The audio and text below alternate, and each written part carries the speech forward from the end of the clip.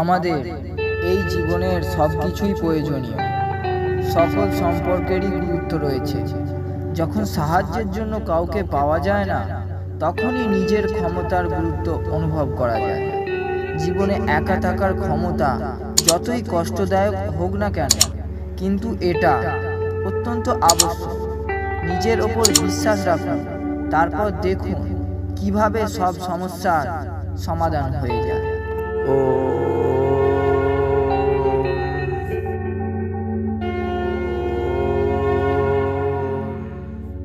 বিশ্বাস কোনো জীবনের আধার, যা আমাদের সংসারের সঙ্গে যুক্ত করে। আপনজনদের আপনজন বলার সামর্থ্য প্রদান করে। কিন্তু অনেক সময় আমাদের বিশ্বাস ভেঙে যায়। সেই সময়ে আমরা এই সংসারেরই বিরোধিতা করতে শুরু করি। যদি কেউ আপনার বিশ্বাস ভঙ্গ করে, তাহলে ক্রুদ্ধ হবেন না, কারণ সে আমাদের শিক্ষা দিচ্ছে যে বিশ্বাস স্মরণের থেকেও অধিক বহুমূল্য। তাই বিশ্বাস খুব ভাবনা চিন্তা করে করতে হয়। কেবল যে তার যোগ্য, একমাত্র তাকেই বিশ্বাস করা উচিত।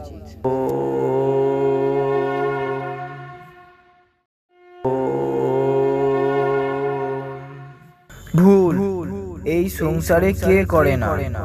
কখনো না কখনো আমরা সবাই এই ভুলের জালে জড়িয়ে পড়ি।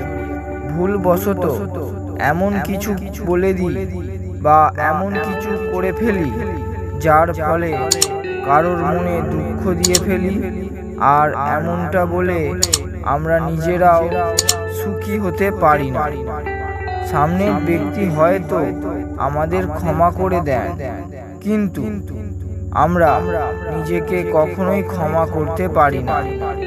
যে কাজ অজান্তেই করে ফেলে, তার জন্য নিজেকে দোষী সাব্যস্ত করবেন না। হ্যাঁ, ভুল শুধরে নিয়ে তার প্রায়শ্চিত্ত অবশ্যই করুন, তবে মনের মধ্যে সুখ পুনরায় বিকশিত হবে।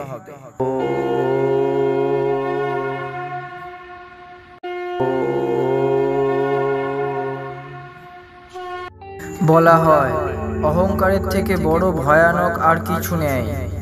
অনেক বড় জ্ঞানী, অসীম শক্তিশালী, তাদের সবার পতনের কারণ হয় সেই অহংকার। কিন্তু অহংকার কি সর্বদাই অনুচিত? সর্বদাই কি বিনাশের কারণ হয়ে ওঠে? এর উত্তর হলো না। আমার দৃষ্টিভঙ্গিতে অহংকারও আবশ্যক। এর আর এক নিজস্ব গুরুত্ব রয়েছে, কিন্তু কেবল তখনই যখন প্রসঙ্গ, অধিকার, চরিত্র আর সম্মানের হয়।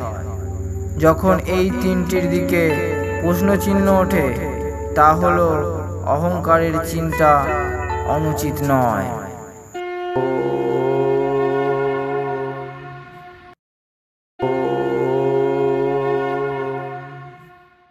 না হীরা, না পান্না, না ধন ধান্য। আপনি কি জানেন এই সংসারের সবথেকে মূল্যবান বস্তু কি? সন্তুষ্টি।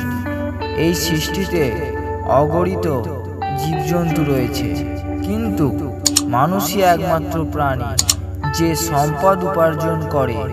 ঈশ্বরের বানানো এই পৃথিবীতে কোনো প্রাণী ক্ষুধার্ত থাকে না, কিন্তু মানুষের পেটের খিদে কখনোই শান্ত হয় না। অন্য জীব প্রকৃতিতে যা পাওয়া যায় তাই খেয়ে নিজের ক্ষুধা শান্ত করে, কিন্তু মানুষ সব কিছু অর্জন করার পরেও সন্তুষ্টি লাভ করে না। আর এই পাওয়ার ইচ্ছায় নিজের বর্তমান এবং ভবিষ্যৎ দুটোই নষ্ট করে ফেলে।